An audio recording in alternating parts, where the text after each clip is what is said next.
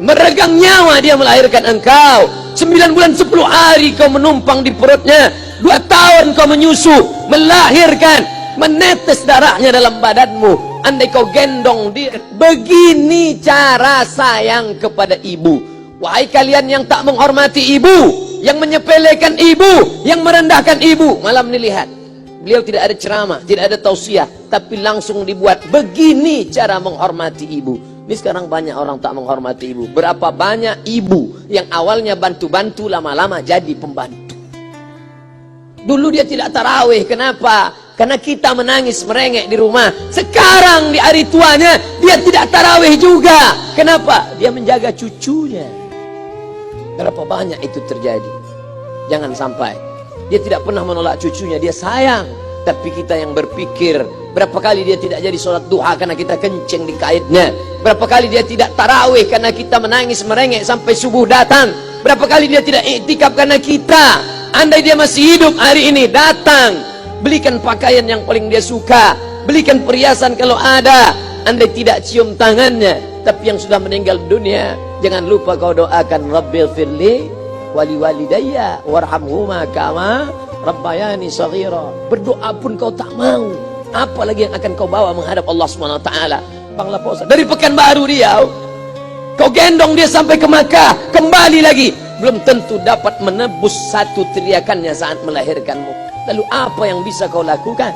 Datang seorang ibu pergi ke tempat servis HP. Nak, tolong anak lihatkan HP saya rusak kayaknya. Dia periksa, ini enggak rusak bu. Terus memang anak ibu enggak nelpon. Kenapa kau tidak telepon?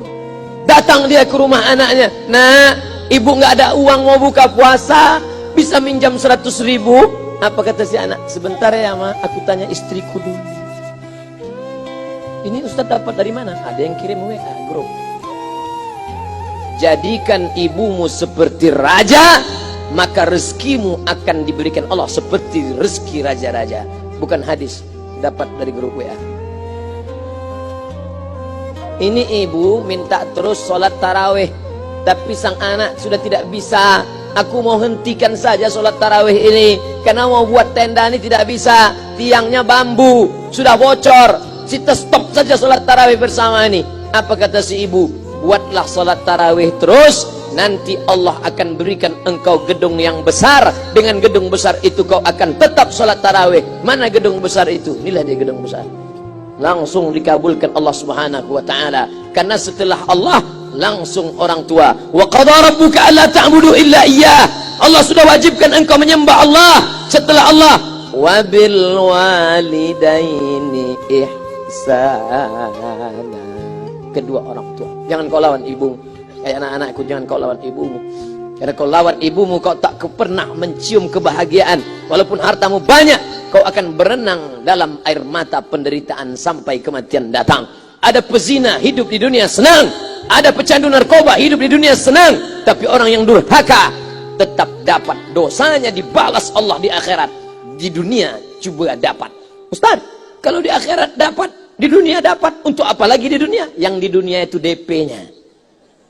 Nanti di akhirat akan kau dapatkan cashnya. Oleh sebab itu jangan main-main dengan ibu. Datang seorang laki-laki, ya Rasulullah, izinkan aku mati syahid. Karena orang yang mati syahid itu tidak akan merasakan sakaratul maut illa kal qars, seperti cubitan pada tangan. Izinkan aku mati syahid, karena kalau aku mati syahid tidak akan ada azab kubur. Izinkan aku mati syahid, karena kalau aku mati syahid tidak akan ada hisab, langsung masuk surga. Nabi bertanya, alaka min ummin, ibumu masih hidup? Ibumu ada di rumah? Ya. Ilzam rijlaiha fathammal jannah. Urus tapak kakinya, akan kau dapati surga di sana.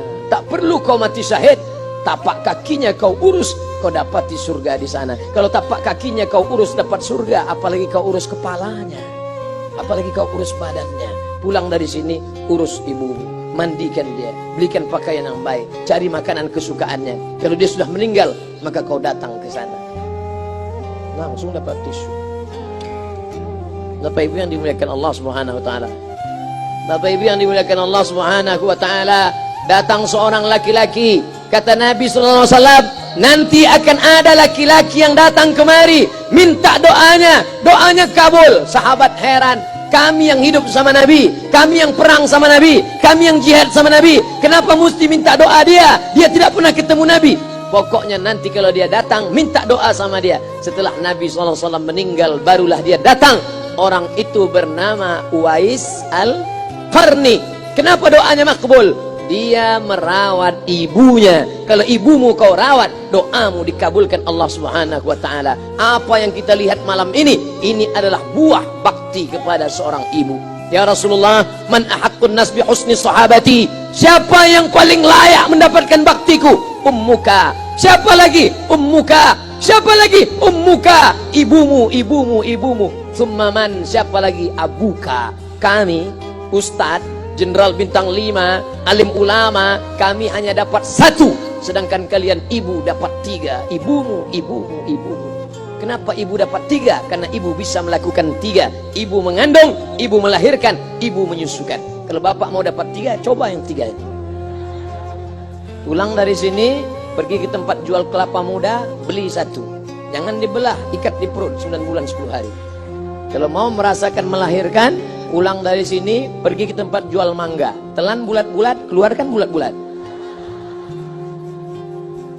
Emang enak jadi perempuan. Mereka luar biasa.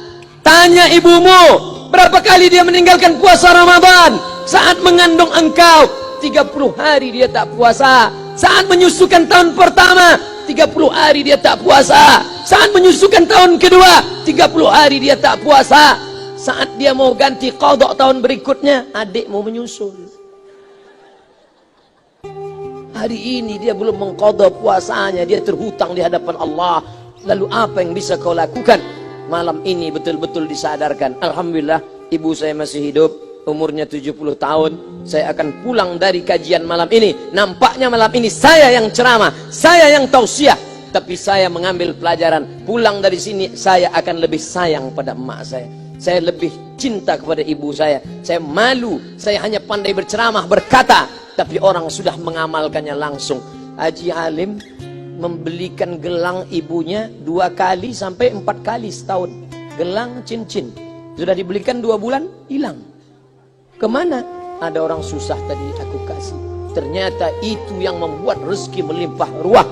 Maka rezeki buah yang sudah matang harus kita joloknya dengan apa? Dengan berbakti kepada ibu. Bapak ibu yang dimuliakan Allah, saudara-saudaraku yang dimuliakan Allah Subhanahu wa taala. Ibu ini luar biasa. Sampai-sampai ibu, Ustaz jangan nunjuk pakai tangan kiri lah. Oke, pakai kanan. Ibu, andai ngomong ibu salah, tetap dikabulkan Allah Subhanahu wa taala. Ada seorang ibu memanggil anaknya, "Ya Juraij, wahai Juraij." Anaknya sedang beribadah. Ibadah pada Allah atau nyambut ucapan ibu? Allah lebih mulia. Dia diam. "Ya Juraij." Dia tetap diam. "Ya Juraij." Dia tetap diam. Dia tidak jawab seruan ibunya. Sampai akhirnya ibunya berkata, apa kata ibunya? "Allahumma la tumitshu hatta turihi wujuhal mumisat." Jangan matikan Juraij sebelum matanya melihat wanita, maaf, tunasusila. Jangan matikan Juraij sebelum matanya melihat wanita tunasusila, WTS PSK, orang nakal, orang jahat. Tidak mungkin ahli ibadah matanya melihat orang jahat. Tapi takdir berkata lain. Tak lama setelah ucapan sang ibu, ada seorang WTS PSK hamil. Tidak diketahui suaminya, ditangkap, ditanya, "Siapa yang menghamilimu?" Apa kata si perempuan? "Yang menghamiliku adalah Juraij." Sampai Juraij ketika difitnah, perempuan wanita susila itu ditanya, "Siapa yang menghamilimu?" Ternyata dia berkata, "Juraij." Akhirnya mereka menangkap Juraij. "Juraij, ternyata engkau selama ini pura-pura saja menjadi pelaku ibadah. Engkau ternyata sudah menghamili perempuan ini." Mereka menghancurkan tempat ibadah Juraij. Tapi kemudian Juraij sabar. Dia katakan, "Nanti tunggu anak itu lahir, kalian baru tahu." Setelah tak lama anak itu pun lahir. Dan mereka bertanya kepada anak kecil yang belum bisa bicara, "Ya gulam, wahai anak kecil, man abuka?" Who is your father? Siapa bapakmu? Hai anak kecil, siapa bapakmu? Juraij menusuk pusar anak itu dengan telunjuknya. Dia mau tunjukkan kepada orang ramai bahwa dia tidak salah, dia tidak pezina. dia tidak melakukan perbuatan dosa. Ya gulam, hai anak kecil, man abuka, siapa bapakmu? Apa kata anak kecil itu? Cowboy, sapi, boy penjaga sapi, pengembala sapi. Bapakku pengembala sapi. Barulah orang Yahudi tahu ternyata ra'il ghanam yang menghamili PSK perempuan jahat tadi adalah penggembala sapi. Lalu kenapa fitnah itu terjadi? Allah mengabulkan doa si ibu sebelum Juraij mati. Matanya pernah melihat wanita tuna susila. Oleh sebab itu ibu jangan sampai kalau marah sama anak memanggil anak dengan kata-kata yang tak baik. Setan, hantu. Kalaupun marah panggil dia, calon wali kota. Sini sebentar. Kalau marah betul, calon gubernur. Sini sebentar. Doa ibu dikabulkan Allah Subhanahu wa taala. Saya setahun setiap bulan Februari ceramah di Kuala Lumpur seminggu. Kuala Lumpur, Selangor, Sarawak, Kuching, kemudian Malaka, Ipoh, Negeri Sembilan. Ketika saya tausiah datang ibu-ibu makcik Malaysia. Assalamualaikum. Waalaikumsalam. Ustaz Somad. Iya. Saya nak jumpa dengan emak Ustaz. Loh, ngapa jumpa emak saya? Jumpa saya lah. Ustaz pasti dididik oleh seorang ibu. Saya ingin jumpa ibu Ustaz. Saya sangka dia mau jumpa saya. Ternyata ibu di tengah para habaib, diambil diri seorang profesor, dibalik diri seorang gubernur, wali kota, Kapolda. Di dalam diri mereka ini adalah orang-orang luar biasa, tapi dilahirkan oleh perempuan-perempuan yang super luar biasa. Betul? Mereka ini semua dibesarkan perempuan. Makanya ada ungkapan al-jannatu tahta aqdamil ummahat, surga di bawah telapak kaki ibu. Tapi ada yang mengatakan itu dulu Pak Ustaz, sekarang sudah berubah, surga di bawah telapak kaki babysitter. Karena banyak yang menitipkan anaknya kepada penitipan anak. Jangan Bu, walaupun kau wanita karir, tidak seberapa itu. Tidak dapat kau tebus kehilangan masa-masa manja mereka dengan pendidikan. Ini banyak ibu-ibu sekarang sudah tidak lagi mengurus anaknya. Padahal 6 tahun pertama, the golden age, usia emas, ibu harus ikat hubungan emosional dengan anak. 2 tahun pertama, susukan. 2 tahun kedua, lompat-lompat, lari-lari, lucu-lucu. 2 tahun ketiga, mulai menghafal surat-surat pendek. Umur 7 tahun, baru dia sholat. Begitu. Sekarang banyak. 2 tahun pertama, dia titipkan ke Al-Baqarah, sapi betina. 2 tahun kedua, dia titipkan ke PAUD dan BUUD. 2 tahun ketiga, dia titipkan ke TK. Akhirnya anak putus kontak.